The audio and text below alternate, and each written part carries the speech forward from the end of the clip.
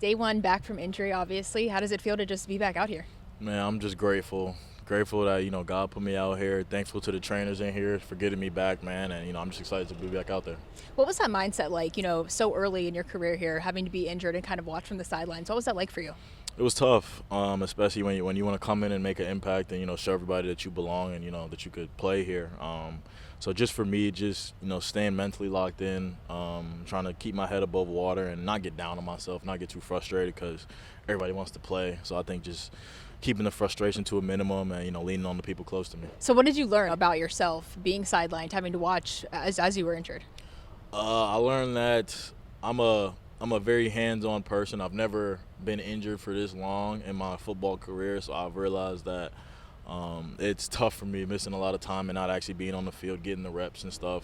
Because I get antsy to go out there and play. Even when you're watching the film, it's just like, man, I would do this with this, and if I was here, I could do this. So I think just trying to stay in the moment, take it day by day, and just trust the process. Were there any guys in the receiver room that you kind of leaned on during this process? Yeah, I think a big one for me was for sure Trent Sherfield. Him being an older vet, I think he does a great job of just keeping my head in it. He spoke to me after the red and blue game when I had got hurt, and he was just like, man, just keep doing what you're doing, man. You're a rookie. It's going to be ups and downs. It's going to be ebbs and flows. But, if you could stay as consistent as possible just with your routine, with your process, everything's going to take care of itself. Now tell me about the relationship with some of the other guys in the room. What has that been like, just getting integrated with those receivers, being one of the new guys? Yeah, it's been fun, man. We got a fun room. They love to laugh. We love to laugh and joke. We get along with each other well. I think it makes it easier to play with each other. When you could be friends and cool off the field, I think it makes it that much easier to go on the field and, play hard for one another, block for one another, and be excited when each other makes plays. Is there anybody in the room, personality-wise, that you feel like you kind of match up with, you kind of get along the most with? I would say probably DJ likes to make fun of me a lot. DJ's he's probably my little, I would say, old vet. He's not gonna like that I called him old, but old vet. He stays on me. He likes to joke with me a lot, but he's a good dude in our room. So let's go back to the draft process a little bit. You had mentioned that you believed you were one of the best receivers in this draft class. What makes you one of the best receivers? I think I'm a three-level receiver. I think at my size and what I can do with my ability, I think I could win downfield, I can win intermediate, and I can win short routes as well. I could run after the catch, I can make contested plays, and then I think whenever you need a play, I think I'm always come down with it. That's just my mindset. When the ball comes my way, I'm trying to come down with it. Now you're obviously in the NFL catching passes from one of the top quarterbacks in the league. What has that transition just been like for you? Man, it's been great. Rarely ever, I don't think I've ever complained about a bad ball here because, you got 17 throwing it to you. So I think just having a guy like that, it makes your job easier. You could just go out there and be you, go out there, win your one-on-one, and then just go out there and catch it. Was there an adjustment period at all with, the way Josh Allen throws the ball? Tell me about that. 100%. Everybody knows Josh has a cannon on him. So I think just getting used to his arm talent because it's one of one. He throws it with a lot of velocity. I think once I got used to it, you kind of find a charm for it. Now you have some history with defensive coordinator Jim Leonhard, obviously at Wisconsin, opposite sides of the ball, but What was that reunion like here? Tell me about, seeing him again. It was great, man. I gave him a huge hug. As soon as I got the call from Bean and I found out Coach Leonhard was our DC, man, it almost felt like a dream. I got to be reunited with him because he actually helped recruit me to Wisconsin. Even though he was the DC, he helped recruit me there. And then even when I was there, he did a lot for me, just helped me develop my game when I was on scout team running plays against his defense. So, he's a guy that I'll always have in my corner. I'm always going to be there for him. Hope he's there for me. Do you feel like that's made the transition here easier, having that sort of familiar face? Yeah, 100%. Him, Coach April as well, just having them here, just somebody that you've been around, you're familiar with, they know you a little bit. It makes the comfortability that much more. I could joke with Coach Leonhard all the time. We got a bunch of things we say to each other before practice to get each other going, but it's all love, and I'm glad they're here. Now, obviously, you are the rookie in the room. What makes you stand out in this wide receiver room? A lot of talent, but what do you bring specifically to this team? If you ask the other receivers, they're going to say I don't talk a lot. I try to keep to myself a little bit, just try to go out there and just do my job. But I think I bring a little bit of everything. I bring some speed, I bring explosiveness, I bring athleticism, and then route running ability. I think the ability to know how to win different routes, different leverages, and then just being explosive after the catch. You say you don't talk a lot, so then what kind of leader do you want to be? If you're not maybe that vocal leader, how do you feel that you can lead this team?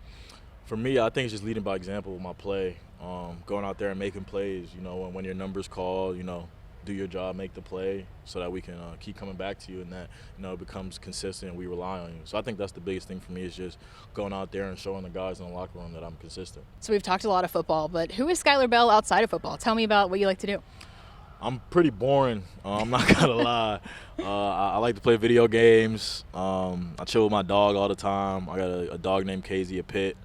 Other than that, I'm in my house. I like to watch hockey. I just got into UFC. Okay. But yeah, I'm pretty chill. I don't really do too much. Yeah. What's an ideal day off for you? Do you have like an ideal lineup of what you want to do if you have an entire free day?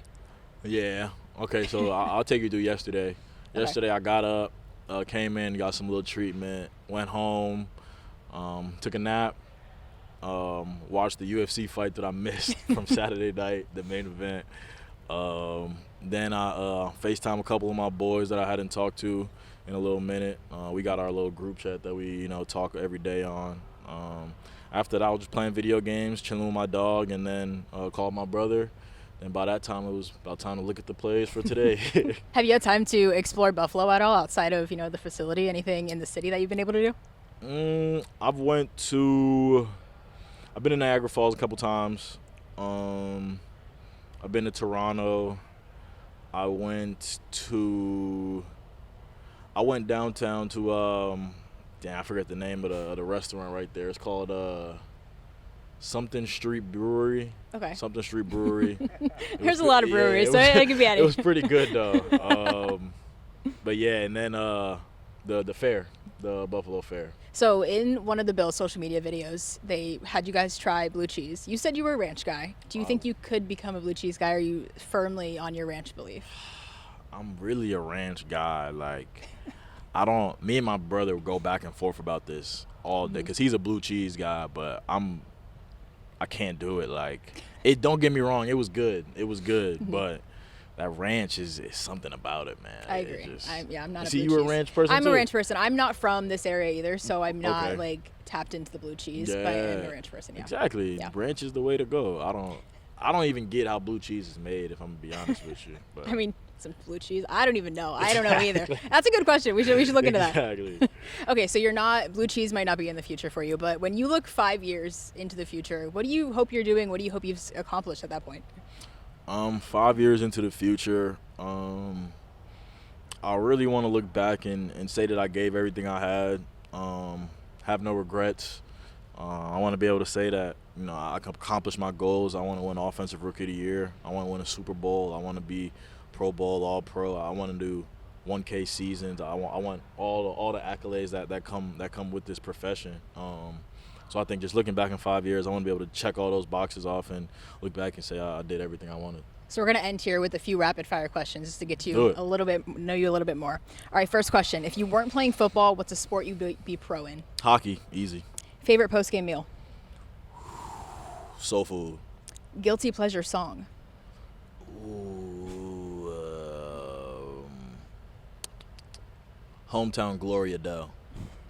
An exercise you wish you never had to do again in the weight room? Front squat. Go-to movie theater snack? M&M's. A series you recently binge watched? Hunting Party. And describe yourself on the football field in one word. Different. All right. Thank you so much. Thank you.